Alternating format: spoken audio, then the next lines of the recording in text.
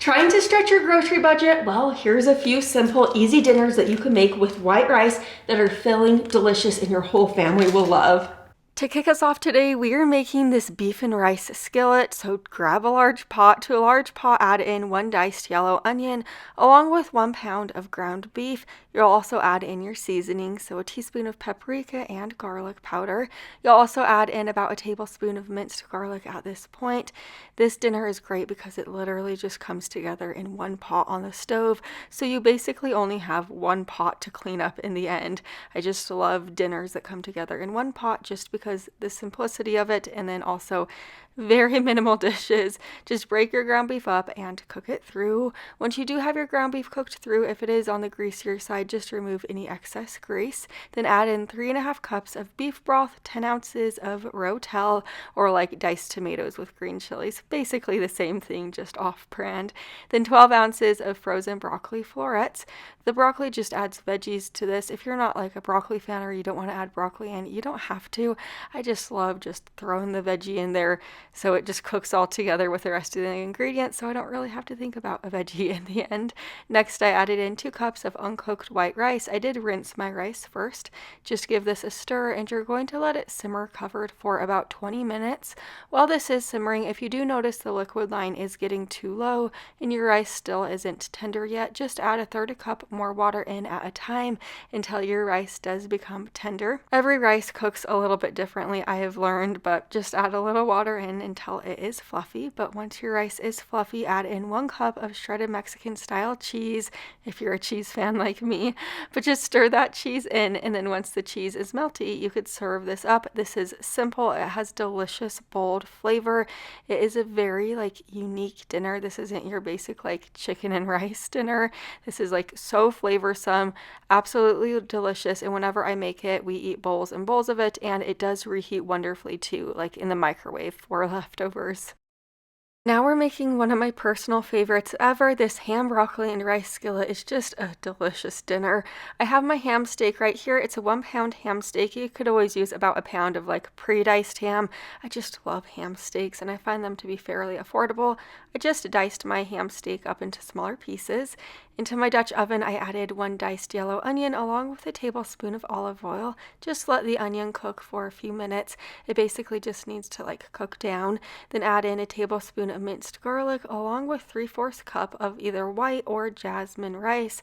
I am just going to measure it out and then add it into my strainer, and then I am going to rinse it. The reason I am rinsing it is just because it removes any excess surface starch, preventing gummy or sticky texture and ensuring fluffy separated grains. It also cleans the dust and debris and potentially anything on the rice. It just helps clean the rice super well. So that's why I'm rinsing it. If you don't have time to rinse your rice, don't bother with it. I do it both ways often, just depending on how the night is going with dinner time. But then I added in 1.5 cups of chicken broth, my ham that I diced, 12 ounces of frozen broccoli, a 1/2 teaspoon of salt, 1/2 teaspoon of pepper, a teaspoon of oregano, and a teaspoon of paprika. I'm also adding in 1/2 teaspoon of garlic and onion powder. You could really use any seasonings you like, but I have found that these are very affordable, delicious seasonings that I like in this particular recipe a lot. Also other recipes, but give this a stir, let it simmer covered for about 15 to 20 minutes. If you do notice that it does need a little bit more water or broth, just add in about a 1/3 cup more at a time until your rice is to the fluffiness that you like it to be.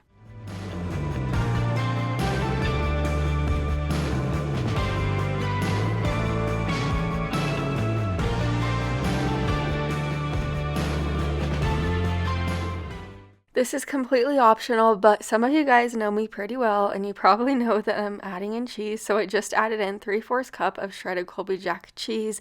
If you're trying to stay away from dairy or you can't have dairy, you could, of course, just skip the cheese, and this will be super delicious as well.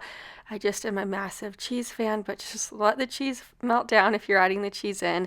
Give it a stir, and then you could serve this up. This is rich, delicious, and I need to cook with ham more often.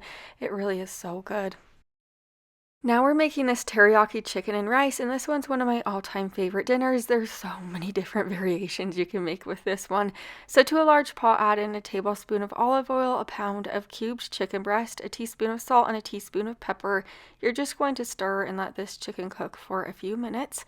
After your cooking time is up for your chicken, you're going to add in a half a tablespoon of minced ginger and a tablespoon of minced garlic. The ginger and garlic just give this recipe so much added flavor. I like using like the jar of ginger or like the little squeeze tube. That way it could just stay in my fridge just because I don't use it super often. Now I'm going to add in 1 cup of white, or you could use jasmine rice, and I am just going to rinse it in my mesh strainer. I've just found that's my favorite way to like rinse rice, is in a mesh strainer like that. Then I'm adding in 1 green bell pepper that I diced, along with 1 cup of shredded carrots, 1 cup of frozen peas. This is the point when you could really add in other veggies if you don't prefer these particular veggies.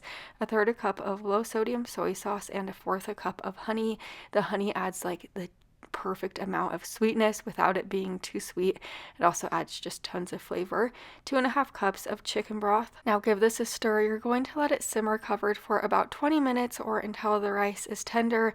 Like I was mentioning, you could use so many different veggies for this. You could add an onion in instead of the bell pepper if you're not a bell pepper fan. You could use snap peas, you could use sugar peas, you could do edamame, you could do so many different veggies in this, kind of whatever veggies that you have in your fridge or on your countertop. Like I said, this is one of my all-time favorite dinners for a reason. It is so good and so easy to throw together in just one pot on the stove. This one is a complete winner. You have to save this one. Now we're making this chicken Alfredo rice casserole. This is not a dinner that people make every day. This is a very unique dinner, but it is very good. To your Instant Pot, add in 1 cup of uncooked rice along with 1 cup of cold water, a dash of salt and pepper, and a dash of olive oil. This is how I'm cooking up my rice. If you don't have an Instant Pot, of course, you could cook up your rice on the stove or used any pre-cooked rice. And then 1 cup of uncooked rice will come out to being about 2.5 cups of cooked rice in the end. But I just press the rice button. I have my chicken. This chicken's only about $4 from Walmart. It's like a chilled rotisserie chicken, so basically they made it like yesterday, but it's like heavily discounted, so I love those chilled ones. You just save so much money. You'll need about 2 cups of shredded chicken. I added my cooked rice, my chicken, 1.5 cups of frozen peas if you're a pea fan, then add in 1/2 cup of milk, 1/4 cup of sun-dried tomatoes if you're a sun-dried tomato fan, 16 ounces of Alfredo sauce, then add in a teaspoon of salt, 1/2 teaspoon of pepper, a teaspoon of onion powder and garlic powder, with 2 teaspoons of Italian seasoning.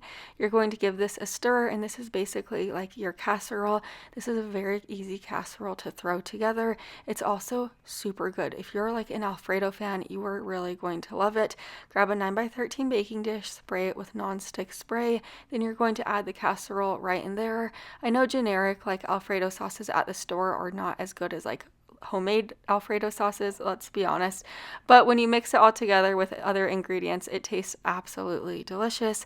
Cover the top tightly with foil. Bake this in a preheated oven to 350 degrees for about 20 minutes. After 20 minutes, remove the foil. Now sprinkle 1/2 cup of panko breadcrumbs all over the top. I'm using the Italian style panko breadcrumbs for added flavor. Then pour 1/4 cup of melted butter over the top of that. Bake this for about 15 more minutes. Your house is going to be smelling so good, and this is not your basic like rice casserole. This is absolutely out of this world. That panko topping on the top, I could just eat that entire panko topping. It is so good. But if you're a sun-dried tomato fan, you'll love this. The peas are just like added veggies to this. We're making this Italian chicken and rice, and this is one of those dinners I do make often just because my entire family loves it, especially my little ones.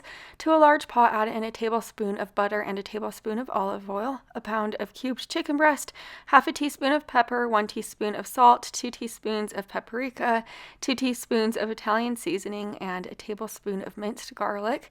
Give this a stir. Let this cook for about 5 to 6 minutes. I do normally add in a diced onion when I add in the chicken. I just didn't have an onion on hand on this night, so you could add in an onion if you'd like. Of course, you certainly don't have to. Next, I added in my 1 cup of uncooked rice, 2.5 cups of chicken broth. Give this a stir, and you're going to let this simmer on your stove for about 20 minutes or until that rice is tender. You could serve it up here if you'd like, but what I like to do is I like to add in 1/2 cup of heavy cream and 1/3 cup of Parmesan cheese. Give this a stir, let the cheese melt down. It kind of gives it like an Alfredo feel, like that Alfredo taste. It is delicious. This recipe is also on page 131 in my first cookbook. So 100 plus recipes from my home to yours. But here's what it looks like. Like I said, my little ones eat bowls and bowls of this when I make it. It's just a simple dinner, and I just love making this when I really don't know what I'm going to make for dinner at night. Make sure you're subscribed so you don't miss the next video like this. Bye for now.